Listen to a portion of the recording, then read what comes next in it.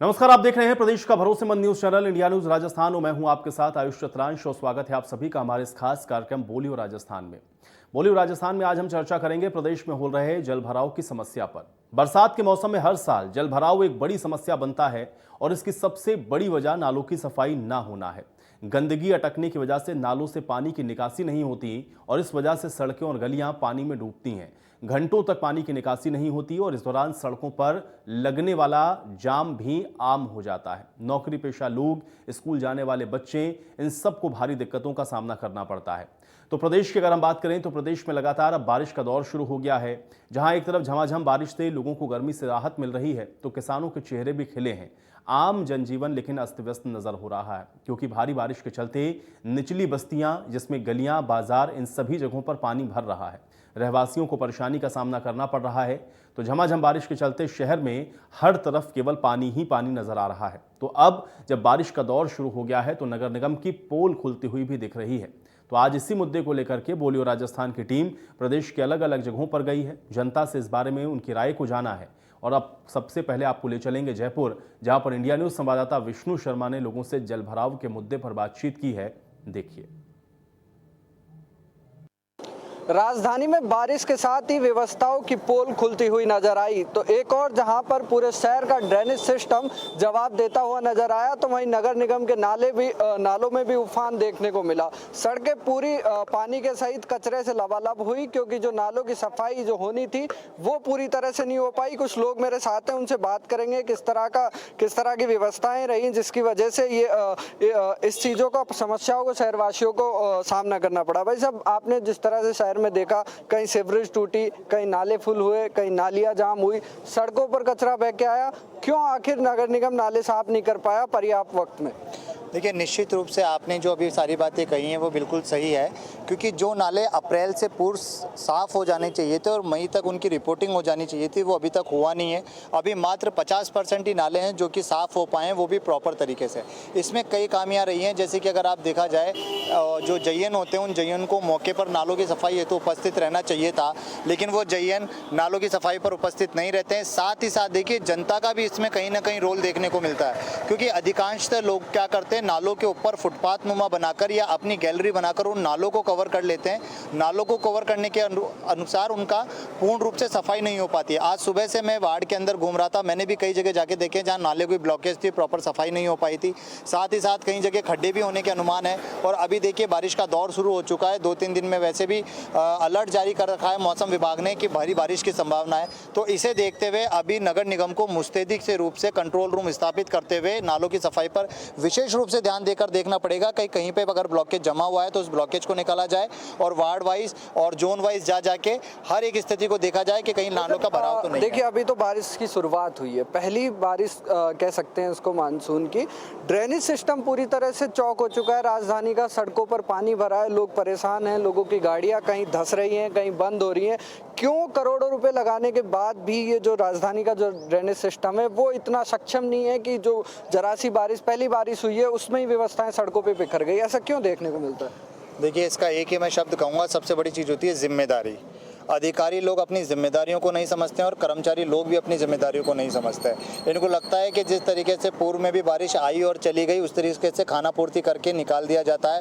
अगर कोई जान आनी या माल आनी होती है उस समय किसी को सस्पेंड कर दिया जाता है और कोई ना कोई चेक देकर उस चीज़ को भुनाकर उसको वहीं समाप्त कर दिया जाता है। जब तक सिस्टम के अंदर अधिकारी लोग, कर्मचारी लोग अपनी जिम्मेदारियों को नहीं समझेंगे और जनता के प्रति संवेदनशील नहीं होंगे तब तक इस सिस्टम को नहीं समाप्त किया जा सकता है। रिपोर्टिंग टाइमली नहीं होना, मॉनिटरिंग नहीं होना, टेंडर समय से नहीं होना, ठेकेदारों में भ्रष्टाचार पनपना और काम को पूर्ण रूप से नहीं कर पाना, ये सब इसका कारण है कि बरसात जब आती है, जब सड़कें धंस जाती है। अभी कुछ दिन पूर्व ही आप देखेंगे सीएमओ और जेडीए ने संज्ञान लेकर इस चीज़ को लिया है कि सड़कें धंस रही हैं, सड़कों की क्वालिटी खराब है और क्वालिटी खराब होने के चक्कर में ठेकेदारों को नोटिस दिया जा रहा है। कहीं ना कहीं देखने को मिलता है कि आपके जो जिस एरिया में आप रहते हो वहाँ भी क्या सड़कों पे पानी भरा है या नाली सुचारू रूप से चल रही है? वहाँ पे भी भरा हुआ है काफ़ी। अभी आपने भी देखा और ये सब यहीं पे रहते हैं, सभी देखते हैं क्यों गाड़ियाँ भी ख़राब हो रही है, खड्डे हो रहे हैं वहाँ पे, काफ़ी नालियाँ भी ब्लॉक हो रही है खूब सारी और काफ़ी परेशानी हो रही है पब्लिक को। पर कोई बोलता है, कोई नहीं बोलता। बस ये चलता रहता है। आपके एरिया में क्या स्थिति है? क्या नाली सही से बह रही है या कचरा सड़कों पे बह रहा है बारिश के बाद? हमारे भी मतलब समस्या तो है, लेकिन हमारे पार्षद साहब सुबह से हमारे साथ लगे हुए हैं। जो नाले साफ जो होने थे, जो नालों की सफाई निगम को करनी थी, क्या वो आपके एरिया में पूरी हुई? अभी तक तो सर चल रही है, कार्रवाई तो चल रही है। अभी है ना पार्षद साहब हमारे साथ सुबह से लेके ना घूम रहे हैं हर जगह। क्या मतलब है ना, मौके पे जाके ना कार्रवाई कर रहे हो उस चीज़। कहीं ना कहीं जो अधिकारियों को जो काम करना था, जो नालों की सफाई करनी थी, ओवरफ्लो जो हो रहे हैं शहर में नाले, कहीं सीवरेज सड़कों पे बह रही है, कहीं आपको देखने को मिलता है कि जो नालियाँ चौक हो गई उसकी वजह से घरों में भी पानी जा रहा है। क्या लगता है क्या करना चाहिए नगर निगम को? आखिर क्यों निगम के जो जिम्मेदार अधिकारी हैं वो समय से पहले आंखें नहीं खोलते? अब जिम्मेदारी तो उनको लेनी चाहिए, पर वो जो मैंने पिछली बार भी एक बार कहा था कि ठेकेदारों के द्वारा जो कार्रवाई होती है ना, उसको ये अगर मॉनिटरिंग करें, जैसे कि हमारे पार्षद साहब ने भी कहा था, अगर ये मॉनिटरिंग करेंगे ना तो वो अपना काम सही तरीके से करेंगे। अभी वो अपना काम सही तरीके से नहीं करते। कई जगह सफाई हो रही है, ऐसा नहीं कि सफाई नहीं हो रही, नाले साफ नहीं हो रहे, पर वो क्या कचरे को उठा के बाहर ही रख देते हैं, उठता है नहीं, वहाँ पे बह के उनमें पर चला जाता है, वो ड्रेनेज सिस्टम विफल हो जाता है। कहीं ना कहीं जिम्मेदारी निगम के अधिकारियों को निभानी पड़ेगी, तभी जाकर राजधानी के जो लोग हैं वो चैन से रह पाएंगे। क्योंकि फिलहाल की जो व्यवस्थाएं सड़कों पर बिखरी हुई नजर आती हैं, उनको कहीं ना कहीं लगाम लगाने की जरूरत है। जो जिम्मेदार अधिकारी हैं उनको एक्शन लेने की जरूरत है। कैमरा पर्सन निर्मल के साथ विष्णु शर्मा, इंडिया न्यूज, जयपुर। और चलिए अब आपको ले चलेंगे जोधपुर, जहां पर हमारे संवाददाता ललित परिहार ने लोगों से जल भराव और इस मुद्दे पर बातचीत की है, उनकी राय को जाना है। जोधपुर में मानसून पूर्व की बारिश तो ज़्यादा नहीं हुई, लेकिन अब मानसून पहुंच चुका है और बरसात की झड़ी अब लगने वाली है। बरसात से पहले नगर निगम और दूसरे स्थानीय निकाय नदी नालों की सफाई कर लिया करते हैं, जिससे कि वहाँ रहने वाले लोगों को ज़्यादा दिक्कत नहीं आए। जोधपुर का एक प्रमुख नाला है भैरव नाला, जहाँ हम खड़े हैं इस समय। यहाँ से ये नाला शुरू होता है और इसके दोनों ओर बस्ती है। इस नाले की हालत देख सकते हैं कि यहाँ नगर निगम से सफाई करने वाला एक कर्मचारी तक नहीं फटका है। कई साल पहले इस नाले की सफाई जेसीबी से ज़रूर की गई थी और उस समय भी जो मलबा निकाला गया था, वो मलबा इस नाले के ऊपर जो दीवार है, इस दीवार पे ही डाल दिया गया, जो अब तक सूख रहा है पड़ा और वापस इस नाले में गिरकर इस नाले को ही अवरुद्ध कर रहा है। आसपास के कुछ लोग हैं, उनसे बात करते हैं। क्या स्थिति है इस नाले की? बरसात आती है, नाला भर जाता है, मच्छर होते हैं और सफाई करते ही नहीं है। कितने साल हुए सफाई नहीं की? सफाई 4-5 साल हो गए। बीच में एक बार आए थे, लेकिन अच्छी तरह सफाई नहीं की थी, फॉर्मेलिटी करके चले गए थे। और बहुत मच्छर आते हैं, परेशानी होती है, बच्चे गिरने का डर है, गिर जाते हैं, मवेशी गिर जाते हैं, गाय भैंस। और यहाँ पर गाय में मवेशी कई बार गिर गए हैं। जो गली के लोगों ने, इन्होंने मवेशी को पकड़ करके बाहर निकाले। छोटे बच्चे खेलते वक्त उसमें भी गिर जाते हैं। कहीं उनके अपंग हुए बच्चे हैं, हाथ पैर उनको टूटे हैं इसके अंदर। और बाकी मच्छर डेंगू वो वाला और दीवार देखो आप कितनी गिरी हुई है, मकाम को खतरा है। अब मैं रहो की कर इन साहब।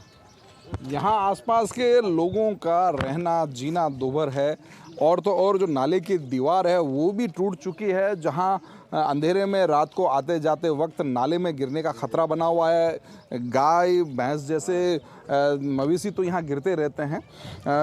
गृहिणी है यहाँ रहने वाली, एक आप बताइए कितनी दिक्कत हो रही है? बहुत दिक्कत हो रही है। मेरे पोता पोती गिर गया, इतना पानी था तो वो नीचे कूद के काटी मैंने पोती को।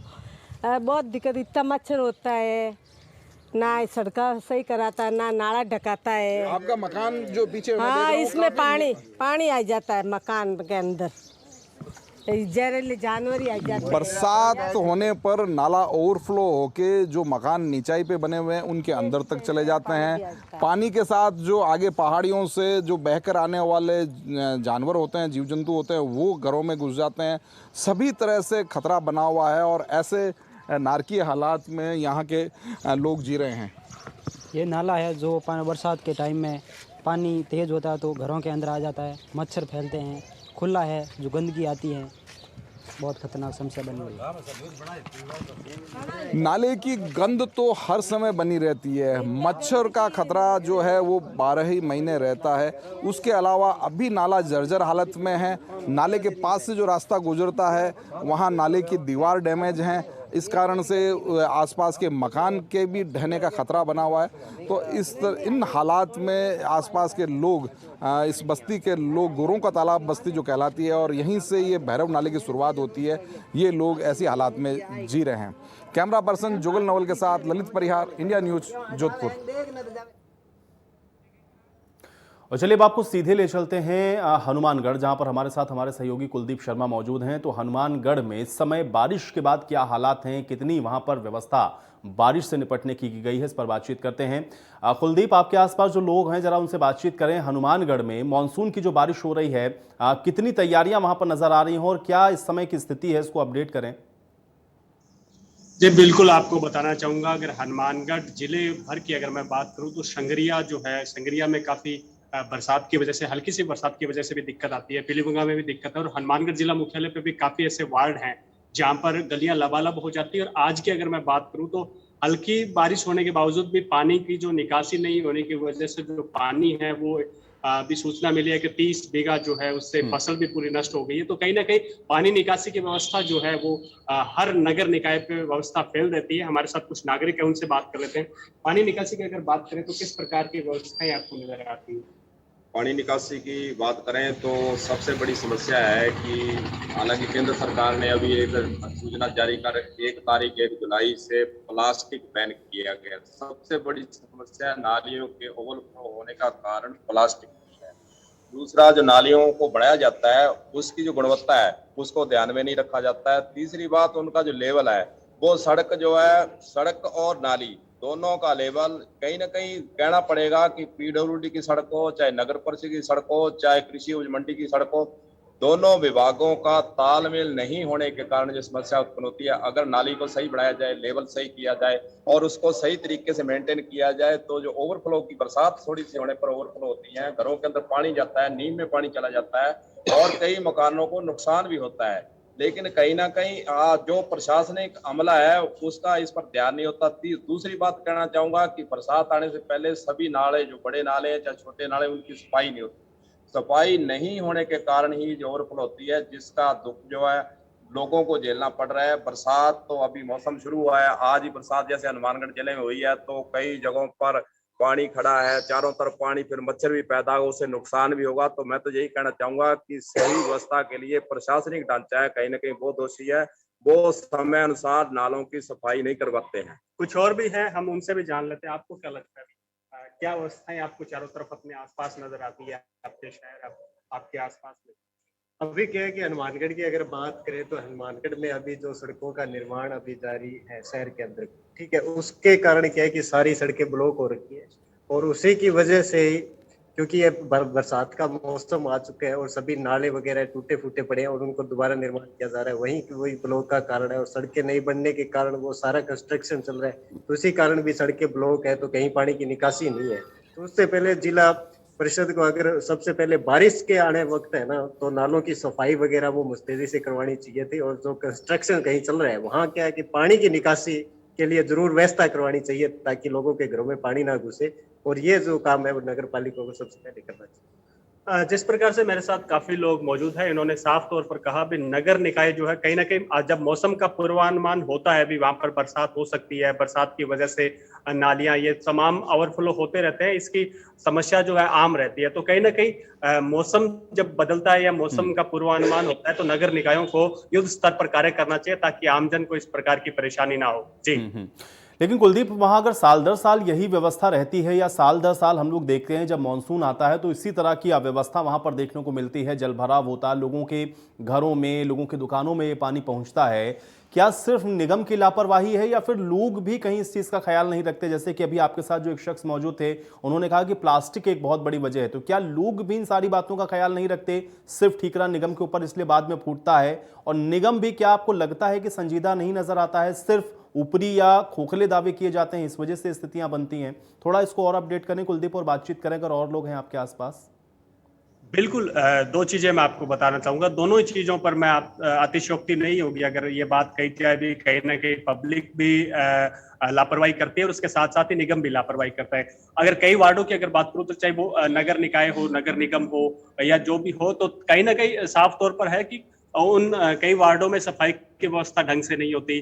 प्लास्टिक की जो थैलियां हैं वो कहीं ना कहीं अगर मान लो आम नागरिक ने फेंक दी कहीं ना कहीं, तो उसे भी सही समय पे उठाया नहीं जाता, कचरा नहीं उठाया जाता, जो कहीं ना कहीं नालियों में चला जाता है और उसकी वजह से जो है सीधे तौर पर जो है नुकसान जो है आम आदमी को ही उठाना पड़ता है। और ये चीज आम आदमी को सोचनी पड़ेगी। और इसके अलावा सफाई व्यवस्था अगर सुचारू रूप से हर वार्ड में हो तो कहीं ना कहीं मेरे हिसाब से ओवरफ्लो की अगर समस्या नहीं आए तो ये जो पानी निकासी की जो समस्याएं हैं वो खत्म हो सकती है। मेरे साथ है, मैं उनसे जान लेता हूँ, आप जिस प्रकार से कह रहे थे प्लास्टिक, आपको ऐसा क्यों लगा भाई आम नागरिक इसमें ज्यादा परेशान होता है? आम नागरिक का वजह रहती है या निगम भी इसमें फेल रहता है? निगम की बात करें तो निगम को जो साझेदार रहना चाहिए, प्लास्टिक पर बैन लगाने के लिए जो नियम बनाया, कानून बनाया, कायदे बनाए, उसकी पालना नगर परिषद के अधिकारी नहीं करवा रहे, नगर निकाय चाहे नगर पालिका करें। दूसरी बात मैं एक और कहना चाहूंगा कि सफाई व्यवस्था नगर पालिका और नगर परिषद की दोनों की तरफ यही है कि 30 से 35% जो सफाई कर्मचारी हैं वो अन्य विभागों में प्रतिनियुक्ति पर हैं। खास वजह ये भी है कि जो कर्मचारी सफाई के लिए लगाए गए हैं उनकी ड्यूटी कहीं और है, कोई घर में लगा हुआ है, कोई दफ्तरों में लगा हुआ है। जो सफाई वास्तव में नालियों की और सड़कों पर होनी चाहिए, इसका मकसद सफाई कर्मचारी इसलिए भर्ती किए जाते हैं कि वो सफाई करेंगे, लेकिन वो दफ्तरों के अंदर काम कर रहे हैं। तो कहीं ना कहीं ये भी इसका कारण है कि सही समय पर कर्मचारी दूसरे विभागों में होने के कारण भी जो सफाई होनी चाहिए नालियों की वो सफाई नहीं हो पा रही है। प्रतिनियुक्ति पर जो अन्य विभागों में गए उनको वापस बुलाने पर सरकार इन्होंने एक अहम मुद्दा उठाया, मैं आपको बताना चाहूंगा। जिस प्रकार से इन्होंने कहा भी नगर निकाय, नगर निगम में जो सफाई कर्मचारी होते हैं उनकी कहीं ना कहीं ड्यूटी लगा दी जाती है प्रशासनिक अमलों के यहाँ सफाई व्यवस्था की। तो ये भी वजह है कि सफाई कर्मचारी जो है वो सड़कों पर कम नजर आते हैं और ऑफिसों में ज्यादा नजर आते हैं। जी चलिए कुलदीप, फिलहाल के लिए शुक्रिया इस बातचीत के लिए। तो आपने देखा किस तरह से हनुमानगढ़ के अंदर जो पानी की समस्या है, वाटर लॉगिंग की जो समस्या है, उसके पीछे के बड़े कारण क्या थे। और अब पहली ही बारिश ने आपको बता दें कि बीकानेर में भी व्यवस्थाओं की पोल खोल के रख दी है। बारिश के चलते जगह जगह पानी गड्ढों में भर गया है, दुर्घटना हो रही है और बारिश के पानी की वजह से आम लोगों को घरों से बाहर निकलना मुश्किल है। बीकानेर में हमारे संवाददाता भवानी जोशी ने इसी मुद्दे पर लोगों की राय को जाना है। ये रिपोर्ट देखिए। पहली बारिश में शहर की पोल खोल कर रख दी और जगह जगह पानी इकट्ठा हो गया और जगह जगह गड्ढों के कारण आम लोगों को परेशानी हो रही है। आइए हमारे साथ कुछ लोग हैं, किस तरह से बात करते हैं। जिस तरह से पहली बारिश में लोगों में पानी में पोल खोल दी, क्या होता है? अभी जो बारिश हुई है इतनी भयंकर बारिश भी नहीं है, उसके बाद भी जो बीकानेर शहर में है गड्ढे हो रखे हैं जगह जगह, जिससे लोग दुर्घटनाग्रस्त हो रहे हैं। और बिल्कुल क्या है कि कीचड़ का माहौल हो गया है। प्रशासन की पोल खुल गई है, प्रशासन बड़े बड़े दावे करता है लेकिन ऐसा कोई दावा वास्तविकता के अंदर धरातल पे ऐसा कोई कार्य हुआ नहीं है और जनता भयंकर रूप से परेशान हो रही है बीकानेर के अंदर। पहली बारिश में जिस तरह पानी इकट्ठा हो रहा है, लोग परेशान हो रहे हैं। बीकानेर की मुख्य समस्या इन्नानी सागर में पानी भरने की है, जो हमेशा हर बार जैसे कि होता है यहाँ 4 अंगल बारिश हुई है, उसकी वजह से ही देखो कितना ज़्यादा रोड के ऊपर पानी आ जाता है, कितने गंदगी पानी आ जाती है, नालियों का पानी इसमें आ जाता है, गटर का सीवरेज का गंदा पानी आ जाता है, जिसके कारण बीमारियाँ फैलती है। प्रशासन इसकी ओर कोई ध्यान नहीं दे रहा है। तथा बीकानेर शहर की जो रोडें हैं वो भी 4 अंगल बारिश होने के बावजूद भी इतने खतरनाक टूट जाती है कि उसमें गड्ढों में लोग गिर गिर के घायल हो रहे हैं और बुरा हाल हो रखा है। पहली बारिश में जिस तरह से पानी इकट्ठा हो गया और लोगों को परेशानी हुई, उसके लिए मानते हैं बहुत बुरी स्थिति है साउथ शहर के अंदर। किसी गली, किसी मोहल्ले, किसी चौराहे पर जाकर सारी जगह सड़कों में घाटों के अंदर पानी भरा पड़ा है, सोया हुआ है, रोडें रिपेयर नहीं हो रही है, डामर की सड़कें हैं वो ज़्यादा जगह कॉलोनी के अंदर सड़कें सारी उखड़ी पड़ी हैं और हर समय पर दुर्घटना होने का अंदेशा रहता है और हो भी रहे हैं दुर्घटना बहुत ज़्यादा। पहली बारिश में जिससे क्या मानते हैं? कम बारिश होने के बावजूद भी इतना पानी इकट्ठा हो रहा है, लोग दुर्घटनाग्रस्त हो सकते हैं। गाड़ियाँ रोडों पर चल रही है तो वो खड्डे में गिर सकती है, उससे आम आदमी परेशान हो रहा है और जान भी जा सकती है। बीकानेर के लोगों का मानना है कि बारिश से पहले यदि सफाई की व्यवस्था होती, नालों की सफाई होती तो इस शहर में इस तरह से कीचड़ कादा नहीं हो सकता। लेकिन कई जगह गड्ढे हैं जिनके कारण आम लोगों को निकलना बड़ा मुश्किल होता है। इनके सुधारने के लिए सरकार को पूरी तरह से व्यवस्था करनी चाहिए ताकि आम लोगों को राहत मिल सके। इंडियन न्यूज़ राजस्थान के लिए बीकानेर से भवानी जी। और चलिए इसी के साथ बोलियो राजस्थान में मेरे साथ फिलहाल इतना ही।